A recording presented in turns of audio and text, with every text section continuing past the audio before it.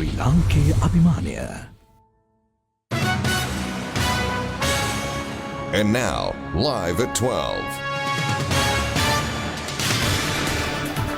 ආයුබෝවන් එක්වන්න අදත් ඇත්ත දැනගන්න ලංකාවේ අංක එකේ සමබර තොරතුරු ප්‍රකාශය ලයිව් ඇට් 12 සමගින්. අදත් ලයිව් ඇට් 12 සමගින් ඔබ හමුවන මම නිමේෂ් විජේසූරිය. මම වින්ද්‍යා මාරඹගේ සුපුරුදු පරිදි අදත් මුලින්ම ප්‍රධාන පුවත් සිරස්තල. කොටදෙනියාව වානේ කම්හලක පිපිරීමකින් ඉන්දිය ජාතිකයෙක් මරුට දෙදෙනෙක් රෝහලේ. යුක්‍රේන ජාතිකින් සමග යාලගිය සෆාරි ජීප් රථ රියදුරන් 28ක් නිරෝධායනයට. කොවිඩ් මලසිරුරක් දින ගණනාවක් මෘත ශරීරාගාරයේ තබා ගැනීමට එරෙහිව මහනුවර රෝහල් සේවකීන් පිරිසක් රාජකාරීවලින් නිවත්තේ. කොවිඩ් ආසාදිතින්ගේ මලසිරුරු හොර රහසේ බුහුමදානය කරන බවට සෞඛ්‍යාංශවලින් අනාවරණයක්. අපිට යම් තොරතුරු වාර්තා වෙන COVID-19 බවට තහවුරු කර නොගෙන මෘතදේහ බැහැරලීම සඳහා අවශ්‍ය කටයුතු කරලා තියෙනවා කියලා මේ හරහා COVID-19 පාලනය සඳහා බරපතල තර්ජනයක් එල්ල වෙලා තියෙනවා. ඉන්දිය සුපිරි ක්‍රීඩක රෝහිත් ශර්මා ඇතුළු 5ක් නිරෝධායනයට. දේශපාලන වේදිකාවේ පක්ෂ විපක්ෂ දේශපාලනඥයින් පළ කළ අදහස් දකිමු අදත් මුලින්.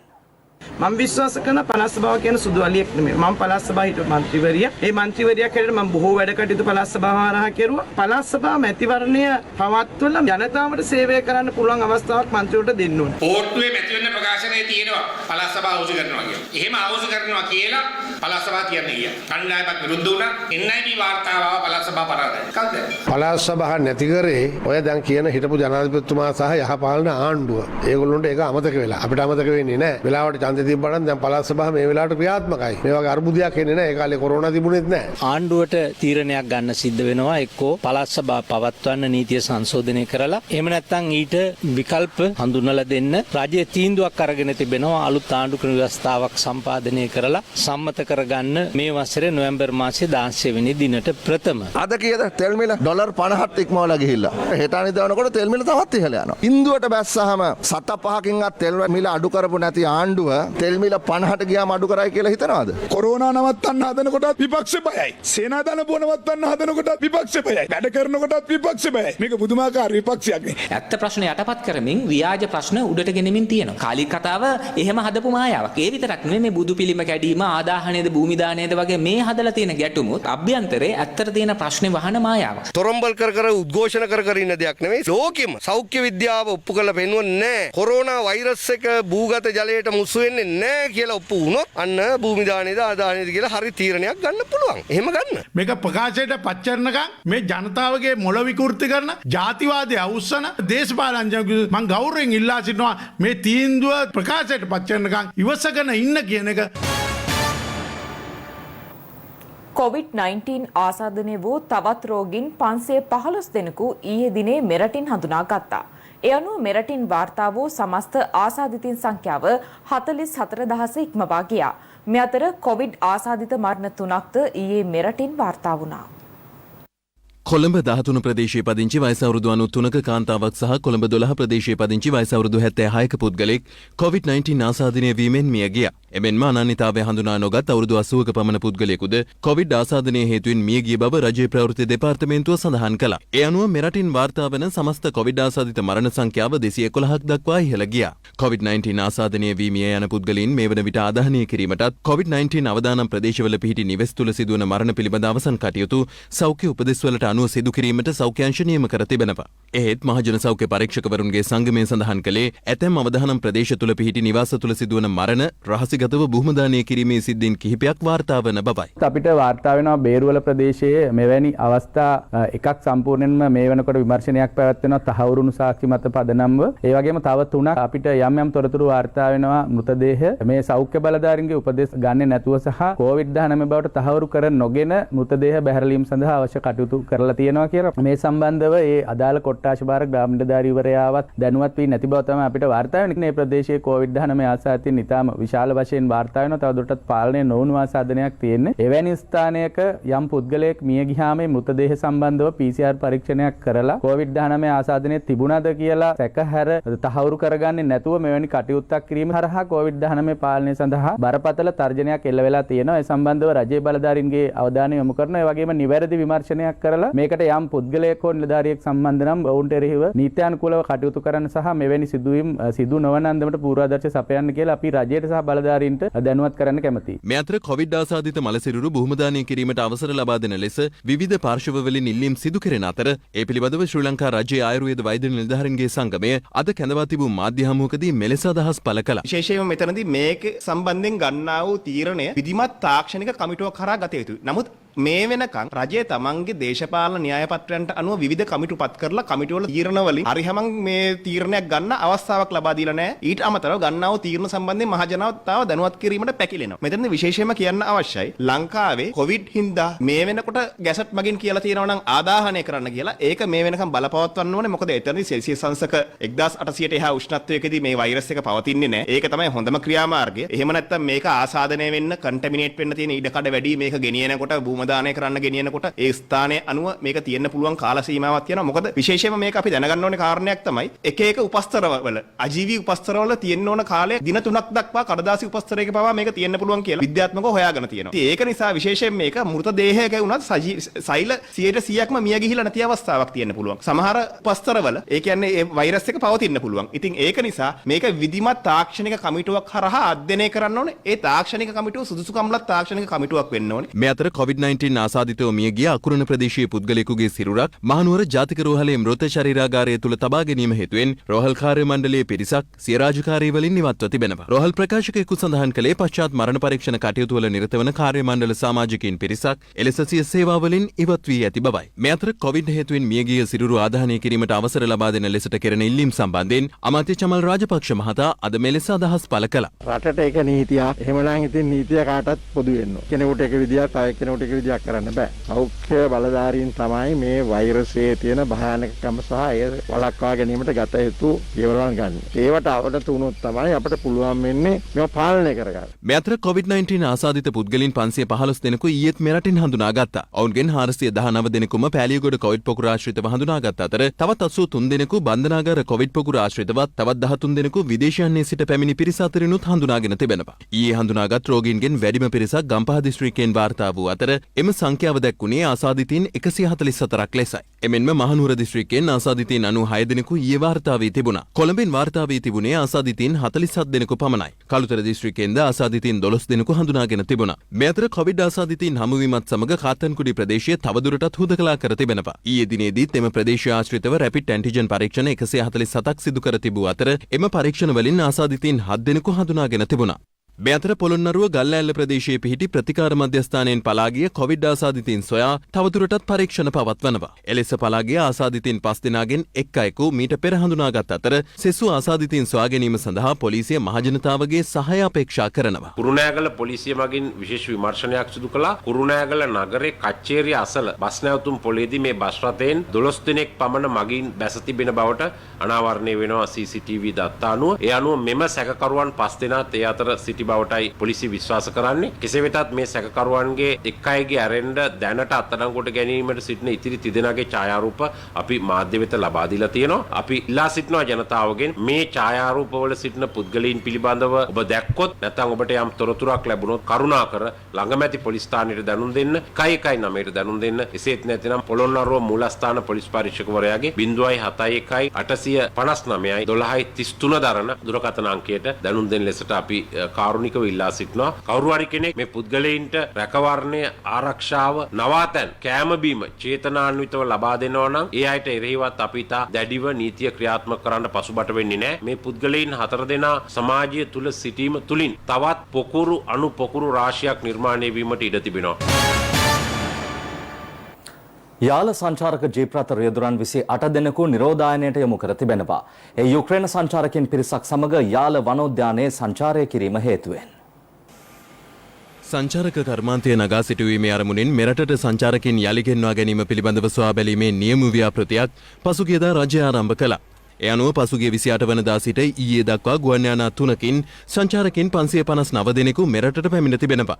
එලෙස පැමිණි සංචාරකයින්ගේ පිරිසක් ඊයේ යාල වනෝද්‍යානයේ සංචාරය කර තිබුණා.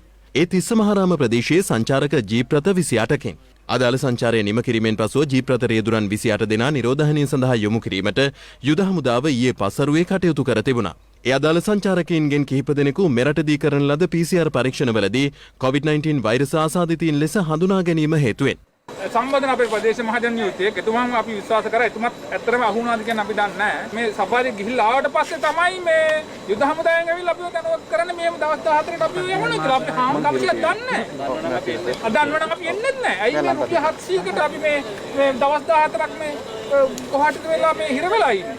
මල්ලි කීයක් හම්බුණාද ඔයගලන්ට? කීයක් අත්තා හම්බුනේ කීයක් අත්තා හම්බුනේ නැහැ රුපියලක් හම්බුනේ නැහැ සල්ලි නැහැ වෙන සුද්දේ කියන් ට්‍රිප් එකක් දෙනවා සන්තෝෂයක් කියලා එකක් දෙනවා ගෙදර බඩගින්නේ ගෙදර ඇවිල්ලා ගෙස්ට පිට වෙලා එහාට යනකම් අපි දැනුවක් කරේ නැහැ කිසිම කෙනෙක් දවස් 14ක් මෙහෙම නිරෝධානය කරන මෙහෙම කියලා කිසිම කෙනෙක් කිව්වේ නැහැ ගෙස්ලා ඇවිල්ලා පිට වෙලා යන තුරුම අපිට කවුරුවත් දැනුවක් කරේ අපේ ගෙවල් වල ගෑනු දරුවෝ ඉන්නවා ඒ මිනිස්සු කන්නක අද දන්නේ ගෙදරින් තාම දන්නේ අපි ගෙදර එන්නේ නැහැ කියලා. ඒක අපිට අඳින්න තියෙන්නේ මේක විතරයි. කර කියා ගන්න දෙයක් නැහැ අපිට. දැන් මේ වාහනවල වාරික ගෙවන් තියෙන ඒව එහෙම තියෙද්දි අපි දැන් දවස් 14ක් ඉන්නවා. දවස් 14ක් මේ වගේ අපිට හම්බ කර ගන්නවත් ඉදියන්නේ නැහැ. මේ අතර ඊයේ දිනේ අදාළ නියම ව්‍යාපෘතිය යටතේ යුක්‍රේන ජාතික සංචාරකයින් 175 දෙනෙකු මත්තල ගුවන් තොටුපළින් මෙරටට පැමිණියා. එහිදී ගුවන් තොටුපළ හා ගුවන් සේවා සමාගමේ මෙහෙයුම් අධ්‍යක්ෂවරයා ප්‍රකාශ කළේ ඉදිරියේදී තවත් සංචාරකයින් පිරිසක් මෙරටට පැමිණීමට නියමිත බවයි.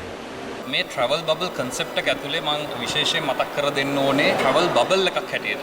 මේ පයිලට් ප්‍රොජෙක්ට් එක ඩිසයින් වෙලා තියෙන්නේ ලාංකිකයොත් එක කිසිම එකතුවක් නොවීමට ඒ හරහා අපේ එයාපෝට්ස් ටික හා රෙස්ට්‍රික්ෂන්ස් ටික අරින්න ඒ වැඩපිළිවෙල ඉතාමත් කඩිනමින් අපිට කරගන්න පුළුවන් වෙනවා කියලා හිතනවා මේක සක්සස් එකක් වුණාට පස්සේ. COVID-19 ව්‍යාප්තිය සාර්ථකව පාලනය කළ රටක් ලෙස හඳුනාගෙන තිබූ වියට්නාමයෙන් බ්‍රිතාන්‍ය නව කොවිඩ් ප්‍රභේදය හඳුනාගෙන තිබෙනවා. මේ අතර ගෝලීය සමස්ත කොවිඩ් ආසාදිතින් සංඛ්‍යාව 8,49,00,000 ඉක්මවා ඇත්තේ ආසාදිත මරණ 18,43,000කට අධික සංඛ්‍යාවක් වාර්තා කරමින්. වාද්දුව පොහොද්දර මුල්ල ප්‍රදේශයේ නිවසක සිටි කාන්තාවක් අභිරහස් ලෙස මිය යාම සම්බන්ධයෙන් වාද්දුව පොලිසිය විමර්ශන ආරම්භ කර තිබෙනවා. මෙලෙස මරණයට පත්ව ඇත්තේ 38 හැවිරිදි වියේ පසු වූ එක් දරු මවක්. වාද්දුව පොලිසියට ඊයේ රාත්‍රියේ ලැබුණු තොරතුරක් මත සිදු කළ පරීක්ෂාවකදී වාද්දුව පුෂ්පාරාම මාවතේ නිවසක තිබී මියගිය කාන්තාවකගේ මලසිරුරක් සොයාගෙන තිබෙනවා. ඊයේ පසරු 5:30ට පමණ ඇගේ සැමියා නිවසට පැමිණි අවස්ථාවේදී ඇය සාලේ සිහිසුන්ව වැටී සිටි ආකාරය දැක ඇති බවයි පැවසෙන්නේ. සැමියා පොලිසියට පවසා ඇත්තේ ඇයට සිහිය ඒවියයි සිතා තමන් මේ පිළිබඳව පොලිසියට දැනුම් නොදුන් බවයි. කෙසේ වෙතත් ඇය තවදුරටත් සිහිසුන්ව සිටීම නිසා සැමියා විසින් රාත්‍රී 12:30ට පමණ සුවසැරිය ගිලන් රථ සේවයට දන්වා තිබෙනවා. ඒ අනුව මෙම ස්ථානයට පැමිණි සුවසැරිය ගිලන් රථ සේවකයන් පවසා ඇත්තේ අදාළ කාන්තාව මරණයට පත් වී ඇති බවයි. ඉන් අනතුරුව සැමියා විසින් මේ සම්බන්ධයෙන් වාදුව පොලිසිය දැනුවත් කර ඇත්තේ අලුයම 2:30ට පමණ. මෙලෙස අභිරහස් ලෙස මරණයට පත්ව ඇත්තේ 38 හැවිරිදි එක් දරු මවක්. මරණයට හේතුව මෙතෙක් අනාවරණ වී නොමැති අතර දේහය පිළිබඳ මහේස්ත්‍රාත් පරීක්ෂණය අද පැවැත්වීමට නියමිතයි. මියගිය කාන්තාවගේ සැමියා පොලිස් බහරයට ගෙන ඇති අතර වාද්දුව පොලිසිය වැඩිදුර විමර්ශන සිදු කරනවා. වරාය හා නාවික අමාත්‍ය රෝහිත අබේගුණවර්ධන මහතා ඊයේ පසරුවේ මල්වතු පාර්ශවයේ අනුනායක පූජ්‍ය දිමුල් කුඹුරේ විමල ධම්ම නාහිමියන් බැහැදුටුවා. ඒ කොළඹ වරායේ නැගෙනහිර පර්යන්තය සම්බන්ධයෙන් වත්මන් රජය ගන්නා ක්‍රියාමාර්ගය පැහැදිලි කිරීම සඳහායි. ඊයේ පසරුවේ වරාය හා නාවික අමාත්‍ය රෝහිත අබේගුණවර්ධන මහතා මල්වතු පාර්ශවයේ අනුනායක පූජ්‍ය දිමුල් කුඹුරේ විමල ධම්ම නාහිමියන් බැහැදක ආශිර්වාද ලබා ගත්තා. පසුව අමාත්‍යවරයා කොළඹ වරායේ නැගෙනහිර පර්යන්තය සම්බන්ධයෙන් වත්මන් රජයේ ස්ථාවරය අනුනායක හිමියන්ට පැහැදිලි කළා. ජනාධිපතිතුමා බලයට පත් වුණාට පස්සේ අනුනායක හඳුනේ අපි තීන්දුවක් ගත්තා ජනාධිපතිතුමා එකතු වෙලා අපි කිසිම ණයක් ගන්නෙ නැහැ කියලා. ණය අරන් දැන් බෑ ගෙවන්න පුළුවන් තත්ත්වයක් අපිට නැහැ. ආයෝජකයන්ට ජපාන් රජයේ, ඉන්දියාව රජයේ ඉන්න ආයෝජකයන්ට එන්න. මෙතනට ඩොලර් මිලියන 80ක් ඕන මේක ඉතුරු ටික වැඩි ඉවර කරන්න. ඕගොල්ලෝ ඒකට ආයෝජනය කරා. 51%ක අයිතිය අපිට. හම්බ කරන එකෙන් 51%ක් කරනවා ගහමුදුනේ අපිට. 49 ඒගොල්ලන්ට. අවුරුදු 35කදී 100%ම අපිට. කිසිම ණයක් ගන්නෙ නැහැ. ආයෝජක වෙනවා අපිට තමයි තියෙන්නේ බලය 51ක් කියන නායකයන් දන්න අපිට බලය එතකොට තියෙනවා. මොකද මේවා මේ පර්යන්තවලට මෙහෙවීම සඳහා ප්‍රධාන නැව් සමාගම් එක්ක අපි ගනුදෙනු කරනවා. සිංගප්පූරු එක්ක අපිට ඩුබායි රජයත් එක්ක අපිට තියෙන තරගකාරීත්වය. අපෙන් ගලවගෙන ගියොත් මේක ලොකු ප්‍රශ්නයක් වෙනවා. ඉතින් ඒ නිසා අසල්වැසි රටවල් ඒවත් එක්ක මේ ක්ෂේත්‍රයට ප්‍රගුණතාවයක් තියෙන ඒ ක්ෂේත්‍රය ගැන දැනීමක් තියෙන අයත් එක්ක තමයි මේක කරන්නේ. එතකොට මේකේ විකිණීමක් තියෙනවා. මම හැම කෙනෙකුටම කියන පෙන්වන්න කොතනද අපි මේකේ විකිණීමක් කරන්නේ. කිසිම තැනක.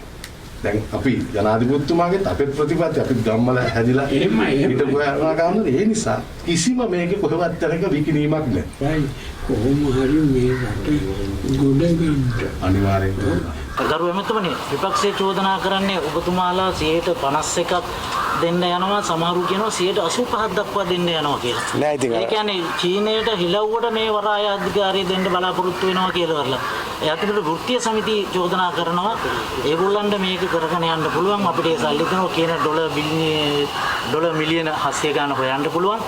අවුරුදු 4ක ආදායමක් අපිට ගන්න පුළුවන් මේක දෙන්න යනවා කියලා ඇමතිතුමාලාගේ වාසි සහගත තත්ත්වයන් මත ඇයි දේශීය ආයෝජකයෙක් හොයාගන්න බැරිද සර්? කටින් බතල ඉඳන් හරීම ලේසි. හැබැයි ගිහිල්ලා පොළවේ බතල ඉඳන් ගියාම අමාරුයි. ඒ නිසා කරන්න පුළුවන් දේවල් වගේම පහුගිය ආණ්ඩුව ඔය විපක්ෂය කියලා කියන්නේ පහුගිය ආණ්ඩුව. ඇයි ඔය මොලේ තිබුණ නැද්දට බලේ තියෙනකොට? ඒ බලේ තිබුණ මොලේ තිබුණ නම් ඕක වෙන්නේ නැහැ. ඔය නගිට පරයන්තේ අවුරුදු 5ක් රැළේ ගැහුවා රැළේ වැදුනා රැළේ ගියා. ඩොලර් මිලියන ගාණක් අපිට අහිමි කරපු අය තමයි අද ඕක කියන්නේ. අපි කැමති මුදල් තියෙනවා නම් මේවා අපිම කරන්න. නමුත් ලෝකයේත් එක්ක අපි තරග කරන්න වෙනවා. අපි ලෝකේ යන විදිහට අපි හැඩ ගැහෙන්න වෙනවා. විරාමෙන් අනතුරුව තවත් දේශීය පුවත් කිහිපයක් වෙතටයි අවධානය. අත්‍යවශ්‍ය ආහාර ද්‍රව්‍ය 10කට ස්ථාවර මිලක් නියම කිරීමට වෙළඳ අමාත්‍යාංශය තීරණය කර තිබෙනවා. නිවේදනයක් නිකුත් කරමින් එම අමාත්‍යාංශය පවසන්නේ ලබන පෙබරවාරි මාසයේ සිට එය ක්‍රියාත්මක කිරීමට නියමිත බවයි. හඳුනාගත් ආහාරද්‍රව්‍ය 10කට ස්ථාවර මිලක් පැනවීමට තීරණය කර තිබෙන්නේ පාරිභෝගිකයන්ගෙන් ලැබුණු විවිධ පැමිණිලි සලකා බැලීමෙන් අනතුරුවයි. ඒ අනුව ඉදිරියේදී ස්ථාවර මිලක් නියම වන්නේ හාල්, තිරිඟු පිටි, සීනි, පරිප්පු, ටින් මාළු, හාල් මැස්සන්, ලූණු, අර්ථාපල්, බිත්තර සහ කුකුල් මස් යන අත්‍යවශ්‍ය ආහාරද්‍රව්‍ය සඳහායි.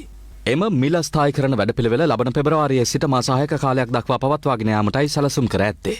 අදාළ ආහාරද්‍රව්‍යයන් සඳහා දේශීය නිෂ්පාදකින්ගෙන් සහ ඍජු ආනයනකරුවන්ගෙන් සැපයුම් මිල ගණන් කැඳවීමට අදාළ පුවත්පත් දැන්වීමක්ද ඉදිරියේදී පළ කරන බව නිවේදනයක් නිකුත් කරමින් වෙළඳ අමාත්‍යාංශය සඳහන් කළා. එමගින් අපේක්ෂා කරන්නේ ඉහළ ගුණත්වයකින් යුතු භාණ්ඩ අවම මිලකට මිලදී ගැනීමයි.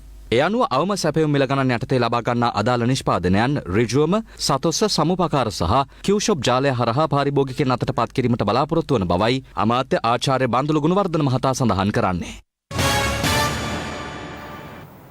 මීරිකම හල්පේ ප්‍රදේශයේ පාරිසරිකව වැදගත් ස්ථානයක සිදුවන මහා පරිමාණ පස් කැපීමකට ප්‍රදේශවාසීන් විරෝධය පළ කරනවා. නමුත් පස් කැපීම සිදු කරන පිරිස පවසන්නේ රාජ්‍ය ආයතනවල නිර්දේශ මත සංවර්ධන කටයුතු සඳහා මෙම පස් කැපීම සිදු කරන බවයි. මීරිගම හල්පේ ප්‍රදේශයේ කැලෑකන්ද නමින් හඳුන්වන පාරිසරික වටිනාකමක් ඇති ප්‍රදේශයක මහා පරිමාණයෙන් පස් කැපීම් සිදුවන බවට ප්‍රදේශවාසීන් චෝදනා කරනවා. මෙරටට ආවේනික සත්ව විශේෂ ශාක විශේෂයන්ගෙන් ගහනය වූ මෙම ප්‍රදේශයේ සිදුවන පස් කැපීම හේතුවෙන් ජල උල්පත් සිඳියාමේ තර්ජනයක්ද ඉස්මතු වී ඇති බවයි ඔවුන් වැඩිදුරටත් චෝදනා කරන්නේ. පස් කැපීමට විරෝධය පළ කරමින් එම ස්ථානයේ විරෝධතාවක්ද පැවැත්වුණා. සංවර්ධනයට මුවාවී අපේ ගම්බිම් වෙනසෙනවා නම් අපේ ජල පෝෂක ප්‍රදේශ විනාශ වෙනවා නම් ඒකට අපි විරුද්ධයි. අපිට සල්ලි නෙමෙයි වටින්නේ. අපේ ගම, අපේ කන්ද, අපේ දරු පරපුර, අපේ අනාගත දරු පරපුරට මේකේ වතුර ටිකක් ඕන. ඒ වතුර ටික රැකගන්නයි අපි මේ ඉදිරිපත් වෙලා ළඟන්නේ. මෙම විරෝධතාවයට ප්‍රදේශයේ ජනතාව මෙන්ම සංඝයා වහන්සේද එක් වුණා.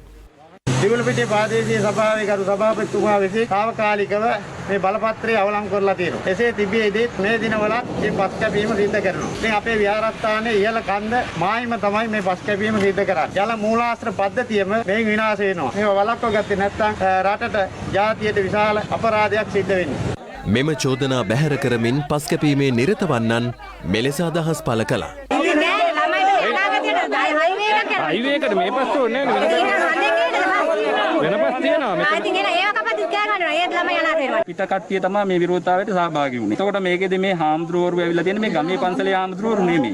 ගමේ පන්සලේ හාමුදුරුවෝ අපිට ලිඛිතව දැනුම් දීලා තියෙනවා, ලිඛිතව අපිට ලබා දීලා තියෙනවා එතුමාගේ විරෝධතාවයක්, ඒ උන්වහන්සේගේ විරෝධතාවයක් නැහැ කියලා. එතකොට මේවා මේ රාජ්‍ය ආයතන 6ක නිර්දේශ ලබලා තමයි මේ බලපත්‍රයක් ඉසු කරන්නේ. මධ්‍යම දිවේ මාර්ගයේ ඉදිකිරීම කටයුතු සඳහා ඉතා අත්‍යවශ්‍ය පස් ලබා දෙන්න කරන ව්‍යාපෘතිය. මෙතන පරිසර හානියක් වෙනවා කියලා බොරුවට මේ ඈත ඉන්න ගම්වල මිනිස්සු ඇවිල්ලා බොරුවට කෑ ගහනවා. හැමදාම මාධ්‍ය සංසර්චන පවත්වනවා. එතන ප්‍රාදේශීය සභාවේ පාර අපිට අත්හිටවල තියෙනවා තාවකාලිකව. ඒකේ කිසිම නිර්වද්‍යතාවයක් නැහැ නේ. නැත්නම් මේ ව්‍යාපෘතියෙන් අපි චොපරකේද පස්සරයි යන්නේ හයිවේ එකට. මේ අතර ඇතැම් ගම්වාසීන්ගේ පෞද්ගලික ඉඩම්ද පස් කැපීම හේතුවෙන් විනාශ වී තිබෙන බව ප්‍රදේශවාසීන් පැවසුවා. බඩේරිඟු වගා ආක්‍රමණය කළ සේනා දළඹු උවදුර මෙරට අමුමිරිස් වගාව දක්වාද මේ වන විට ව්‍යාප්ත වී තිබෙනවා. බලංගොඩ කූරගල ප්‍රදේශයේ අමුමිරිස් වගා බිමකදී මෙලෙස සේනා දළඹු ආක්‍රමණය දක්නට ඇති බවයි අප වාර්තාකරු පවසන්නේ. සේනා දළඹු උවදුර මෙරටදී මුලින්ම වාර්තා වුණේ බඩේරිඟු වගා බිම ආශ්‍රිතවයි. පසුව කුරක්කන් සහ තලවගාවන් ආශ්‍රිතවද සේනා දළඹුවන් වාර්තා වුණා. මේ අතර මෙරට අමුමිරිස් වගාවටද සේනා දළඹු උවදුර ව්‍යාප්ත වී ඇති බව බලංගොඩ කූරගල තංජන්තැන්න ප්‍රදේශයෙන් පළමු වරට හඳුනාගෙන තිබෙනවා. ලක්ෂ 5ක් විතර වීදම් මේකට. අක්කර දෙකක් මෙතන. කිලෝ 21 රුපියල් 60000 විතර මිරිස්. අද ඒක නෑ කිලෝ 10ක් කඩා ගන්න නෑ කොටුවක. කොහටියක් බොන්න වෙනවා. ඉතින් නායකවරු විදිහට නෑනේ. මොකද අපේ කොටු වලට තවම හානිය ආරම්භුණා විතරයි. ඉක්මන් වුණ තරමට අපිට බේර නැහැ කි මේ ආධාර කෙසේ වෙතත් මේ රෙඩේ නවත්ත ගන්න. එදා මං කියද්දිවත් ඒ කුසුකර්මී මහත්තයා ආවේ නෑ. මං කිව්වා මගේ එකෙත් මේ කරල් විදලා තිනවා. නෑ නෑ ඒ වෙන පණුවෙක් ඉදින්නේ සේනා දළඹුවා නෙමෙයි කියලා. මේ තත්ත්වය හමුවේ බලංගොඩ අමුමිරිස් වගාවන් විනාශ වීමේ අවදානමකට ලක්ව ඇති බවයි අප වාර්තාකරු පවසන්නේ. කෘෂිකර්ම පරීක්ෂණ නිලධාරීන් පවසන්නේ බලංගොඩ ඉඳුරු කැටිය ප්‍රදේශයේ පිහිටා ඇති බඩේරිඟු මුං ඇට සහ බෝංචි වගාවන් වලට සේනා දළඹු උවදුර එල්ලවීමත් සමග අමුමිරිස් දක්වාද දළඹුවන් ව්‍යාප්ත වී ඇති බවයි. මේගොල්ලෝ ඔක්කොම මේ අතර සේනා දළඹු උවදුර පිළිබඳව පරීක්ෂා කිරීමට පැමිණි රුවන්ඩා කෘෂිකර්ම විශේෂඥයින් පිරිස වගාබිම් නිරීක්ෂණය කිරීමෙන් අනතුරුව ඊයේ අලුයම දිවයිනෙන් පිටත්ව ගියා.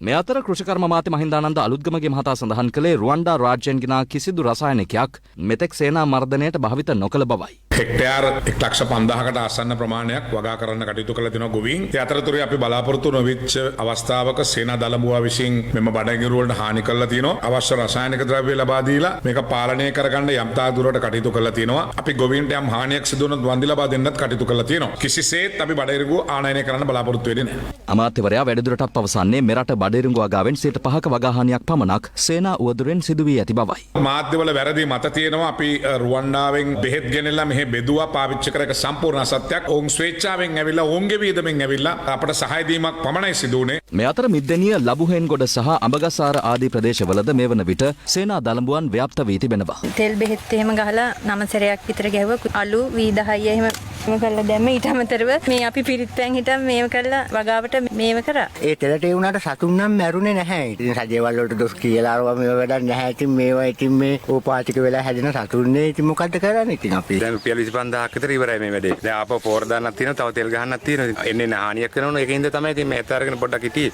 මේ අතර මිද්දෙනිය කෘෂිකර්ම උපදේශක WI සිසිර කුමාර මහතා සඳහන් කරන්නේ සේනා දළඹුවා මර්ධනයට එරෙහි වෛරසයක් මෙවන විට සිය කලාපයේ අත්හදා බලමින් සිටින බවයි. මේ සේනා දළඹුවට වෛරස් රෝග ආසාදනයක් කළ සේනා දළඹුව මර්ධනය කරන කෙමිකල් එකක් ලංකාවට මුලින්ම හඳුන්වා දී ඒකේ සාම්පල් පරීක්ෂා විදියට මේ ශේෂ්ත්‍රයත් මෙතන එහා පැත්තේ ශේෂ්ත්‍රයත් ඒ කෙමිකල් එක යෙදුවා. සති දෙකකට කලින් තිබුණු තත්ත්වයට වඩා දැන් හොඳ මට්ටමකට මේ වගාව ඇවිල්ලා තියෙනවා. යලි තව දානේ දේශීය පුවත් වෙත. කොටදෙනියව ප්‍රදේශයේ වානේ කම්හලක බොයිලේරුවක සිදු පිපිරීමකින් ඉන්දිය ජාතිකයෙකු මිය ගොස් තවත් ඉන්දිය ජාතිකින් දෙදෙනෙකු තුවාල ලබා තිබෙනවා. ඒ සමගින් තවත් පුවත් කිහිපයක් කෙටියෙන් දකිමු දැන්. ජීවිතාන්තය දක්වා සිරදනුවම් ලැබූ පූජ්‍ය ඌවතැන්නේ සුමන හිමියන්ට ජනාධිපති සමාව හිමිව තිබෙනවා. නීති විරෝධීව ගිනි අවි සහ ජීව උණ්ඩ ළඟ තබා ගැනීමේ වරදටයි කොළඹ මහාධිකරණය විසින් ඌවතැන්නේ සුමන හිමියන්ට ජීවිතාන්තය දක්වා සිරදනුවම් නියම කෙරුණේ. ගිනිඅවි පතුරම් සහ තියුණු ආයුධ සිය නිවසේ සංගවාගත් බව කියන පෞද්ගලික ආයතනයක විධායක ඉංජිනේරුවරයෙකු අද තංගල්ල දූෂණ මර්දන ඒකකයේ විසින් අත්අඩංගුවට ගත්තා. එහිදී බෝර 12 වර්ගයේ ගිනිඅවි දෙකක්, ගල්කටස් වර්ගයේ ගිනිඅවියක්, මිලිමීටර් 9 T56 ඇතුළු පතුරම් තොගයක් පොලිස් භාරයට ගෙන තිබෙනවා. කල්පිටිය කුඩාව මුහුදු තීරයෙන් දීවර කටයුතු සඳහා ගිය දීවරයෙකුගේ දැලකට කිලෝ 10ක පමණ බරකින් යුත් විශාල මඩු මත්ස්‍යයක හසුව තිබුණා. එම දීවරය ඇතුළු පිරිස මෙම මඩු මත්ස්‍යයා කුඩාව වෙරළ තීරයට රැගෙන විත් තිබුණේ මෙලෙසින්. අපරීක්ෂාකාරී ලෙස ධාවනය වූ රථයක් යතුරුපැදියක ගැටී සිදුවන අනතුරක් සමාජ මාධ්‍ය ඔස්සේ මෙලෙස සංසරණය වී තිබුණා.